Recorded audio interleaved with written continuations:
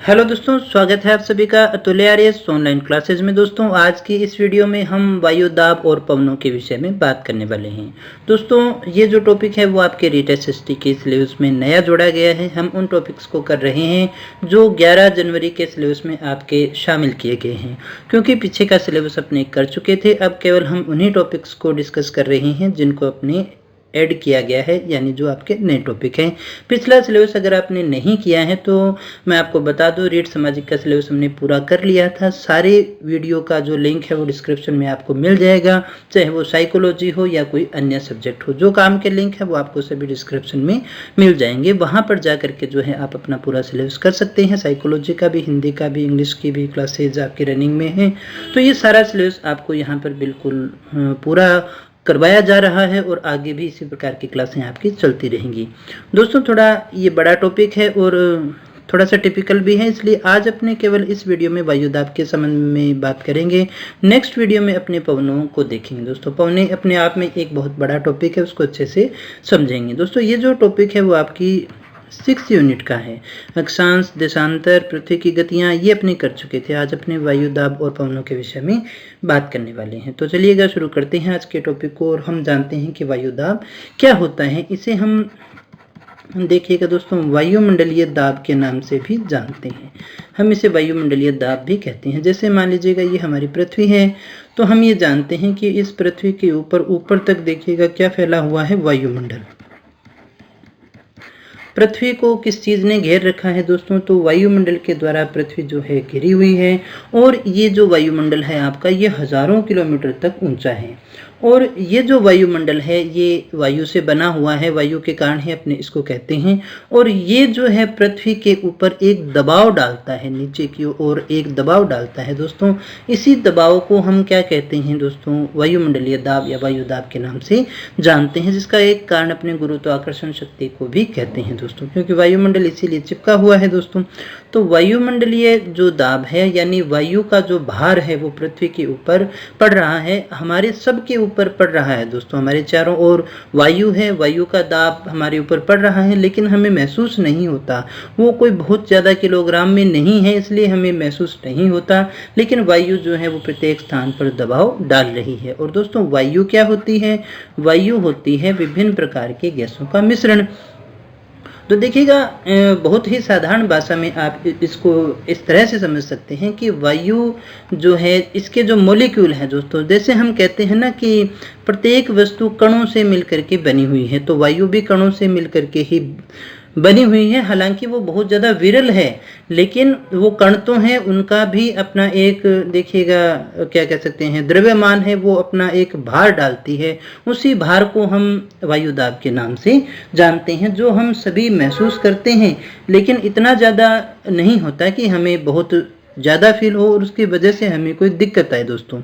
वायु दाब का बहुत ही ज़्यादा महत्व होता है। हमें इसलिए पढ़ना होता है क्योंकि जो जलवायु है उसमें वायु दाब और पवन जो है, दोनों चीज़ें बहुत ज़्यादा गहराई तक जो है प्रभावित करने की ताकत रखती है। हमारा जलवायु जो है वो ताप, दाब और देखिएगा जो अपना वायु दाब है उसी से प्रभावित होता है। इसी के कारण बहुत सारी मौसमी घटनाएं भी होती हैं। तो इसलिए हमें इसको पढ़ना अनिवार्य था। धीरे धीरे समझते हैं हम इसको कि वायु दाब क्या होता है। अब देखिएगा दोस्तों, पृथ्वी के चारों ओर जो हमारा वायुमंडल व्याप्त है, जो कि अनेक गैसों से निर्मित है, अभी हमने इसके विषय में बात की थी, और हजारों किलोमीटर मोटा एक आवरण है। ये गैसीय आवरण जो है धरातल पर दबाव डालता है, जिसे हम वायु दाब के नाम से जानते हैं दोस्तों। हम इसे फिर से देख लेते हैं। जैसे ये हमारी क्या रहेगी, पृथ्वी रहेगी। इस पृथ्वी के चारों ओर दोस्तों क्या है, वायुमंडल है। और वायुमंडल किससे बना हुआ है दोस्तों, गैसों से बना हुआ है। और ये क्या है, ये निरंतर दबाव डालता है। इस दबाव को ही हम क्या कहते हैं दोस्तों, वायुमंडलीय दाब के नाम से जानते हैं। वायुमंडलीय दाब पृथ्वी पर हवाओं का दबाव है। यह पृथ्वी की गुरुत्वाकर्षण शक्ति के कारण टिका है, वह अपने भार के कारण पृथ्वी पर दबाव डालता है। हमने ये कहा कि वायु का जो भार है, अब वायु का भार किस कारण है दोस्तों, वो गुरुत्वाकर्षण शक्ति के कारण है। हम जानते हैं कि प्रत्येक जो भार है वो गुरुत्वाकर्षण शक्ति के कारण है। अगर ग्रेविटी नहीं हो तो फिर किसी प्रकार का भार हमें महसूस नहीं होता है। तो उम्मीद करता हूँ आप इस बात को समझ रहे होंगे कि वायुमंडलीय दाब क्या है। पृथ्वी पर हवा जो है, उस हवा का जो दबाव दबाव है। पृथ्वी पर जो हवा है उस हवा का जो दबाव है जो कि गुरुत्वाकर्षण शक्ति के कारण है, इसे अपने भार को ही हम जो है वायुमंडलीय दाब के नाम से जानते हैं। ये गुरुत्वाकर्षण शक्ति के कारण भी अपने मान करके चलते हैं। इसके बाद में दोस्तों आगे हम बात करें, सामान्य शब्दों में हम कहें कि वायुमंडलीय दबाव का अर्थ अगर हम ले किसी दिए गए स्थान पर और समय पर वहां की हवा के स्तंभ का भार, ये इसकी एक छोटी परिभाषा के रूप में अपने कह सकते हैं।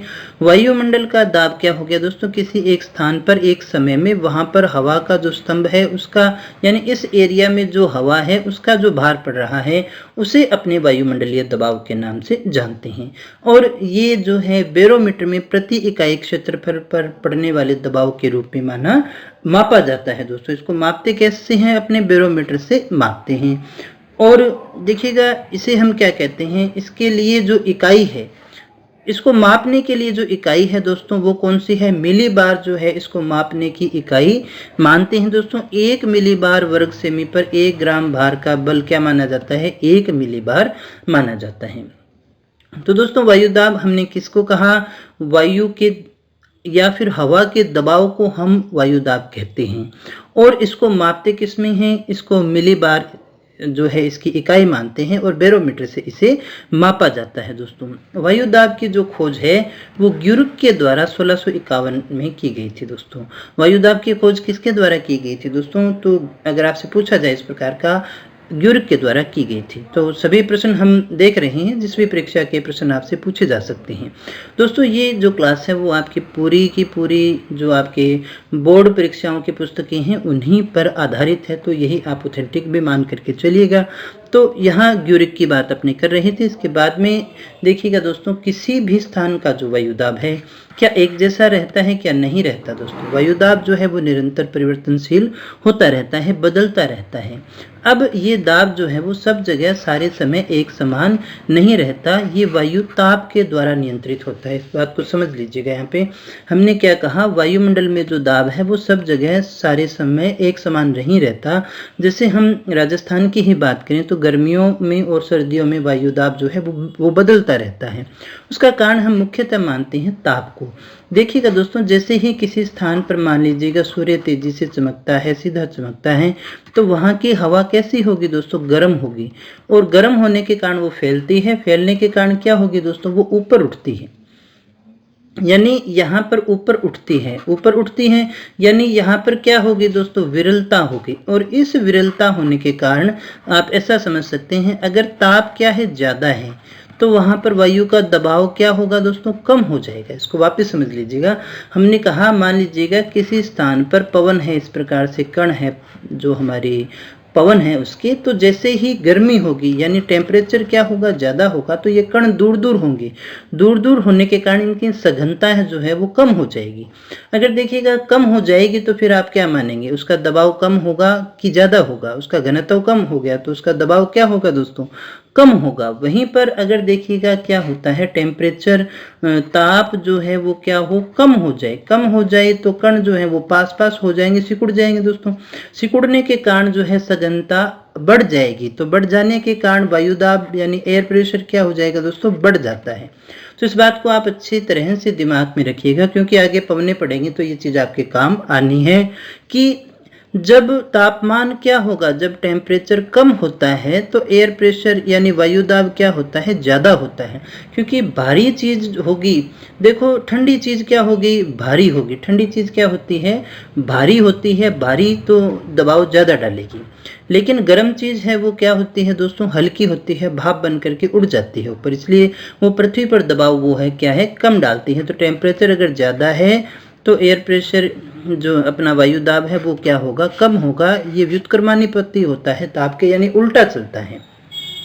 तापमान कम होगा तो वायुदाब ज़्यादा, और तापमान ज़्यादा है तो वायुदाब कम होगा। इसलिए क्योंकि अधिक ताप होने पर हवा फैल जाएगी, वो एक जगह पर उतना दबाव नहीं डाल पाती। वहीं तापमान कम होता है तो वो कण जो है वो नज़दीक आते हैं, सघनता बढ़ती है, जिससे दबाव जो है वो ज़्यादा होता है दोस्तों। यहाँ आप इसको दोबारा समझ सकते हैं। अधिक ताप पाकर वायु क्या होती है, फैलती है, और फैलने से क्या होगा, उसके घनत्व में कमी आ जाएगी और वायुदाब क्या होगा दोस्तों, घट जाएगा। आप इसको यहाँ पर ऐसे समझें। अगर हमने क्या कहा दोस्तों, टेम्परेचर क्या हुआ, टेम्परेचर ज़्यादा है तो इसकी जो घनत्व है वो क्या हो गया दोस्तों, घनत्व कम हो गया। अगर घनत्व कम है तो वो दबाव कम डालेगी, यानी वायुदाब क्या हो जाएगा, कम हो जाएगा दोस्तों। वहीं इसका उल्टा होगा, यदि क्या होगा, तापमान हमने क्या कहा, टेम्परेचर क्या हुआ, कम हुआ तो घनत्व क्या हो गया, आपका ज़्यादा हो गया, इसलिए एयर प्रेशर यानी वायुदाब भी क्या होगा दोस्तों, बढ़ जाता है। इस बात को आप अच्छे से दिमाग में डाल लीजिएगा। उल्टा है, ताप ज़्यादा तो दाब कम, दाब ज़्यादा तो तापमान कम, और तापमान कम होगा तो वायुदाब ज़्यादा होगा, तापमान ज़्यादा होगा तो वायुदाब कम होगा। ये उल्टी होगी एक दूसरे की। गुरुत्वाकर्षण बल के कारण धरातल के निकट की वायु ऊपरी वायुमंडल की अपेक्षा अधिक सघन होती है। अधिक ऊंचाई पर वायु जो है वो विरल हो जाती है। यहाँ को इस तरह से आप इसको समझ सकते हैं, ये जो धरातल है हमारा, इस धरातल के नज़दीक जो होगा वायुमंडल के अंदर जो वायु है वो अधिक क्या होगी दोस्तों, सघन होगी। यहाँ पर जो सघनता है क्या होगी, वो ज़्यादा होगी दोस्तों। लेकिन जैसे जैसे ऊपर जाते जाएंगे, जैसे जैसे ऊंचाई पे जाते जाएंगे तो इसमें विरलता आती चली जाएगी। ये जो वायु है वो विरल होती चली जाती है, और विरल होने के कारण वहाँ पर दबाव कम हो गया, हवा कम होती है। इसीलिए दिक्कत भी होती है जब आप पहाड़ों पर चढ़ते हैं। ये पर्वतों पर जब मनुष्य जाता है तो उसको बार बार और ज़्यादा सांस लेना पड़ता है, क्योंकि हवा कम हो गई, और इसीलिए ऑक्सीजन के सिलेंडर भी लेकर के जाने पड़ते हैं। जैसे जैसे आप ऊपर जाएंगे तो मतलब क्या हुआ कि हवा के कण आपको कम मिलेंगे, हवा कम हो गई है। कम होने के कारण आपको बार बार सांस लेना पड़ता है, और वायु दाब भी क्या हो गया, कम हो गया। हवा कम है तो वायु दाब क्या हो जाएगा दोस्तों, कम हो जाएगा। तो इसलिए ऑक्सीजन के सिलेंडर भी लेकर के जाते हैं जो पर्वतारोही होते हैं। मौसम विभाग जो है इसका अध्ययन किया करता है, किस लिए, ताकि जलवायु और मौसम को वो अच्छे से समझ सके। वायुदाब में होने वाला परिवर्तन जो है वो मौसम को प्रभावित करता है। वायुदाब में जो भी परिवर्तन होगा, थोड़ा सा भी परिवर्तन होता है तो उससे जो अपना मौसम है वो काफ़ी ज़्यादा प्रभावित होता है। इसके बाद में दोस्तों देखिएगा, मौसम के तत्व जैसे कि हम बात करें, बादल है, वर्षा है, तूफान है, आंधी है, पवन है, इन सब में वास्तव में वायुदाब ही है जो इन सबको नियंत्रित कर रहा है। मौसम के पूर्वानुमान में वायुदाब का विशिष्ट महत्व होता है। वायुदाब को मापने की इकाई हम डिस्कस कर चुके हैं, मिलीबार होती है, इसे किलो पास्कल भी कहते हैं, और इसे बैरोमीटर में मापा जाता है। 1 मिलीबार का अर्थ है 1 वर्ग सेंटीमीटर पर 1 ग्राम भार का बल। उम्मीद करता हूँ ये वायुदाब का कंसेप्ट जो है वो आपका क्लियर हो चुका होगा कि किसी सतह पर एक इकाई के ऊपर वायु का जो भार है, वो जो भार डाल रहा है, उसे हम वायुदाब के नाम से जानते हैं। नाम में ही पड़ा है वायुदाब, यानी वायु का दबाव। वायु जो दबाव डाल रही है उसे हम वायुदाब के नाम से जानते हैं। तापमान, जलवाष्प, समुद्र तल से ऊंचाई, गतिक कारक, ये बहुत सारे कारक ऐसे हैं जिनके कारण वायुदाब जो है वो प्रभावित होता है। हम कहें वायुदाब कम या ज़्यादा होता है केवल तापमान के कारण होता है, तो ये बात बिल्कुल सही नहीं है। और भी बहुत सारे कारक हैं, जैसे जलवाष्प हो गई, समुद्र तल से ऊंचाई है, गतिक कारक है, इनसे भी प्रभावित होता है। दोस्तों हमने 2 तो देख ही लिए कि ताप से प्रभावित हो रहा था और ऊंचाई से भी होता है। गतिक यानी पृथ्वी की गति के कारण भी वायुदाब प्रभावित होता है। तो ये काफ़ी कारण हैं, हम एक कारण से हम इसको बांध करके नहीं रख सकते। अब हम समझते हैं वायुमंडलीय दाब का वितरण कैसे होता है, कैसे उसको बांटा गया है। तो वायुदाब जो है वो 2 प्रकार से, एक तो ऊर्ध्वाकार ऊपर की ओर और एक नीचे की ओर यानी पृथ्वी की सतह पर, इसको हम कहेंगे क्षैतिज वितरण और इसको कहेंगे ऊर्ध्वाधर वितरण। हालांकि ये हमारे कोई बहुत ज़्यादा काम नहीं आता है, लेकिन हमें इसको समझना पड़ेगा। वायुमंडल की निचली जो परतें हैं उनमें हवा का घनत्व क्या होगा दोस्तों, वायुमंडलीय दाब जो है वो ज़्यादा होता है। जैसे जैसे पृथ्वी के सतह के नीचे क्या होगा, वायुमंडलीय दाब देखिए ज़्यादा होता है, लेकिन जैसे जैसे ऊंचाई पर जाएंगे तो हवा के दबाव में कमी होनी शुरू हो जाती है। पास्कल ने सर्वप्रथम ये बताया था कि वायुमंडल में ऊंचाई के साथ जो है वायुदाब कम होता है। तो यहाँ हम यही देख रहे हैं कि ऊर्ध्वाधर के अंदर कि ऊपर जाएंगे तो वायुदाब क्या होगा दोस्तों, जैसे जैसे हाइट पे गए तो वायुदाब क्या होता चला जाएगा, कम होता चला जाएगा। जैसे जैसे नीचे आएंगे तो वायुदाब ज़्यादा हो जाएगा दोस्तों। ऊंचाई के साथ वायुदाब घटता है, ये एक कंसेप्ट है, लेकिन इसके घटने की दर एक जैसी नहीं रहती, हमेशा एक जैसी नहीं रहती है। ये घनत्व पर भी डिपेंड करता है, ये तापमान पर, जलवाष्प की मात्रा और पृथ्वी की गुरुत्वाकर्षण शक्ति जैसे कई कारणों पर डिपेंड करता है। हमेशा नहीं कह सकते कि ऊपर जाने पर, इसमें काफ़ी सारी कारक हैं, गर्मी सर्दी बहुत सी चीज़ें हैं जिन पर ये डिपेंड करता है दोस्तों। यद्यपि ऊंचाई और वायुदाब के बीच में कोई सीधा संबंध नहीं होता, लेकिन फिर भी हम क्या मानते हैं कि ऊंचाई पर जाने पर जो दाब है वो कम होता है और इसकी औसत दर जो होती है वो 300 मीटर की ऊंचाई पर जाने पर 34 मिलीबार जो है वो कम हो जाता है। ये एक फैक्ट है जिसको हमें याद रखना है। इसके बाद में दोस्तों आगे हम बात करते हैं, अधिक ऊंचाई पर गैसें तेजी से विरल और हल्की होती चली जाती हैं, जिसके कारण वायुदाब जो है वो अत्यधिक कम होता चला जाता है और इसी कारण ऊंचाई पर जो पर्वतारोही चढ़ते हैं उन्हें ऑक्सीजन के सिलेंडर और विशेष प्रकार के सूट का प्रयोग करना पड़ता है ताकि वो उसका सामना कर सकें दोस्तों, क्योंकि ऊपर जैसे जैसे जाएंगे तो वायुदाब क्या हो रहा है, कम हो रहा है। उम्मीद करता हूँ ये कंसेप्ट आपका बिल्कुल क्लियर हो चुका होगा। अब हम देखिए क्षैतिज वितरण की बात करते हैं। क्षैतिज वितरण में हम ये देखते हैं वायुदाब की जो पेटियां हैं, पृथ्वी की वायुदाब की जो पेटियां हैं उनका अध्ययन अपने करते हैं। इनके निर्धारण का जो मुख्य आधार है वो तापमान और पृथ्वी की एक ही प्रकार का धरातल मान करके ये पेटियां निश्चित की गई हैं। ये पेटियां अत्यधिक साधारणीकृत की गई हैं। सीधी सी बात है, यहाँ पर हम वायुदाब की पेटियों का अध्ययन करने वाले हैं, जिसका मुख्य आधार जो है एक तो ताप होगा और एक होगा गति। जो वायुमंडलीय पेटियां हैं, वायुदाब की जो पेटियां हैं उनको हम दो आधारों पर बांटते हैं, एक तो ताप के कारण जो बनी है और एक जो है गति के कारण देखिए बनी है। हमने ये तो कहा कि ताप ज़्यादा है तो वायुदाब कम हो जाएगा, ताप अधिक है तो वायुदाब क्या हो जाएगा, कम हो जाएगा, और ताप ज़्यादा है तो वायुदाब कम हो जाएगा। ये कंसेप्ट हमने देखा था। तो यहाँ आगे हम बात कर लेते हैं, भूमंडल पर वायुदाब के कारकों की भिन्नता के कारण वायुदाब का विषम वितरण स्वाभाविक है। वायुदाब के बहुत सारे कारक हैं जिनके कारण अलग अलग होते हैं। पृथ्वी तल पर निम्न प्रकार की वायुदाब पेटियां होती हैं। यहाँ इसको फिर से देख लीजिएगा, ताप के कारण और गति के कारण हम इनको दो भागों में बांटते हैं। एक तो ताप जनित पेटियां हैं और एक गति जनित। जैसे हमारी पृथ्वी रह गई तो एक तो हमारी भूमध्य रेखा पर पेटी रह गई, यहाँ पर सूर्य वर्ष भर सीधा चमकता है, और एक अपने ध्रुवों की बात करें जहाँ पर सीधा कभी सर पे आता ही नहीं है। यहाँ कोई भी व्यक्ति है तो उसको सिर पे अपने सूर्य कभी देखने को नहीं मिलेगा। हमारे यहाँ पर जो है सूर्य दोपहर के अंदर सर के ऊपर आता है गर्मियों के अंदर, तो यहाँ पर जो है वो सूर्य का प्रकाश सीधा कभी नहीं पहुंचता है, इसलिए तापमान हमेशा क्या रहता है, कम ही रहता है। और तापमान कम रहने के कारण जो वायुदाब है वो हमेशा क्या मिलेगा, ज़्यादा आपको मिलेगा, तो उच्च वायुदाब की पेटी होगी। यहाँ ये जो है सामने ही रहता है, इसलिए ताप यहाँ पर अधिक ही रहेगा, इसलिए वायुदाब हमेशा क्या होगा, यहाँ पर निम्न ही पाया जाता है।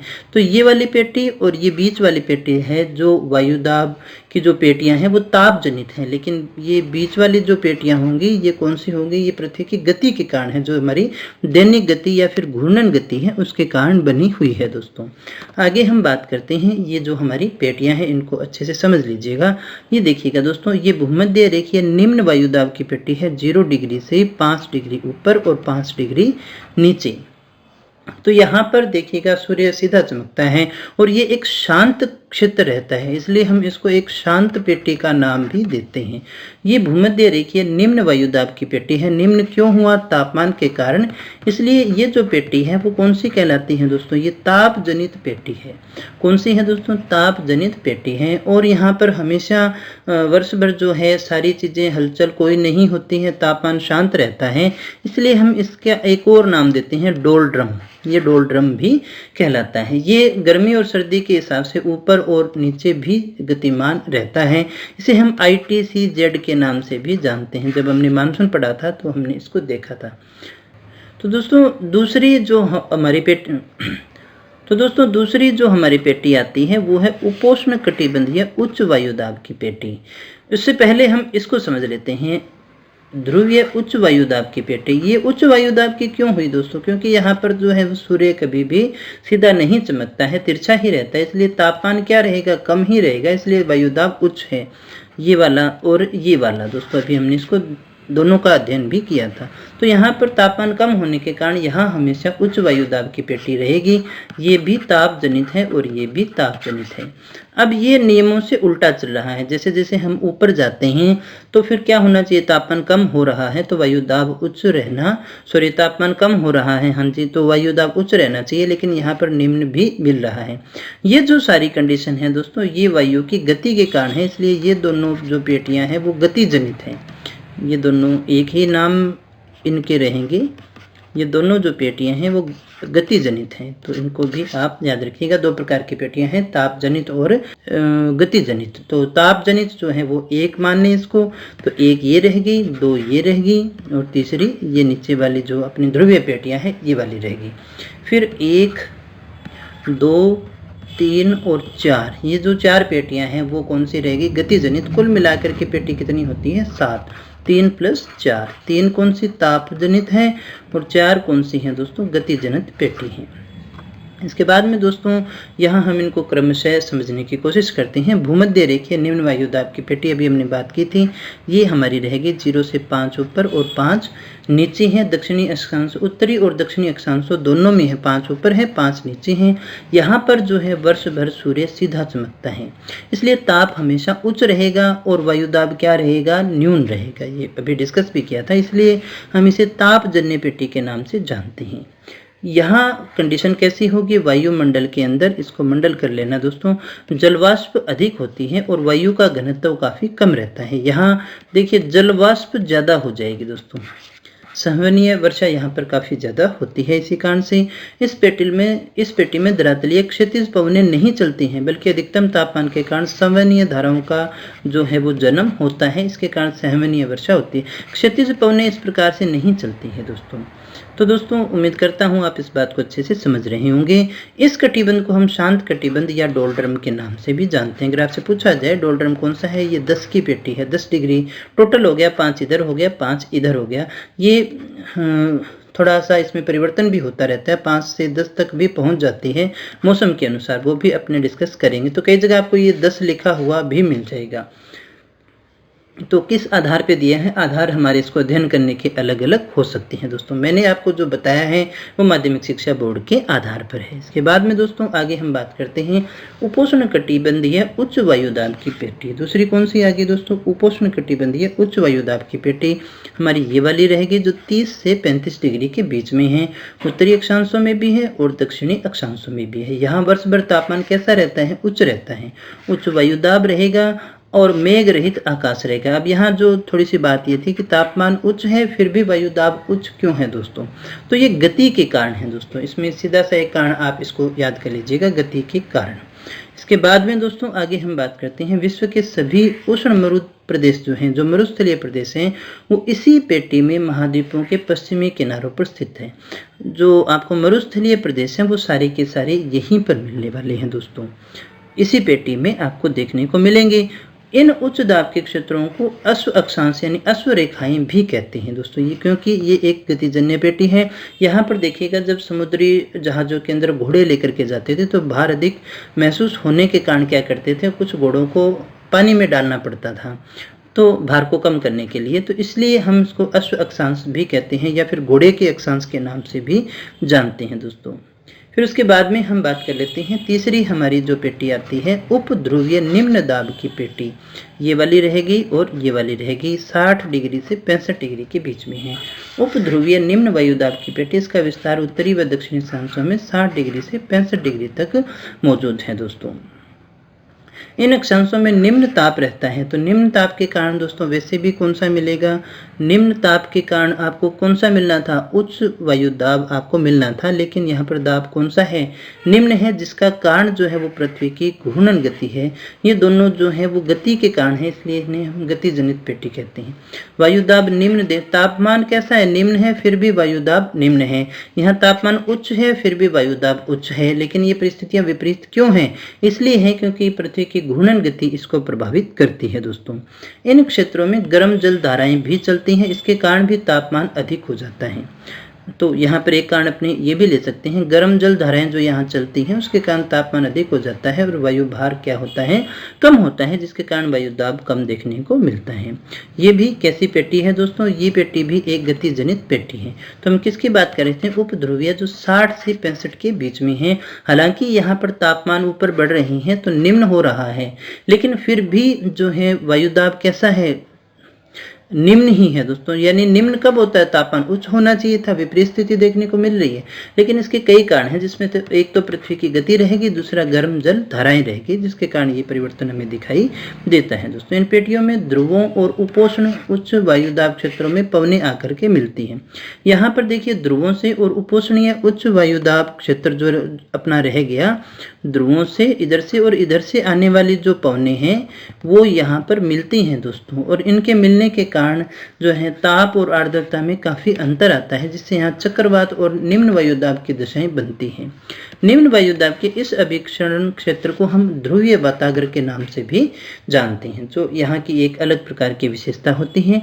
पवनें जब आती हैं तो ताप और आर्द्रता में दोनों के में अंदर काफ़ी अंतर है, इसके कारण जो है चक्रवात और निम्न वायुदाब की दशाएं यहाँ पर उत्पन्न होती हैं।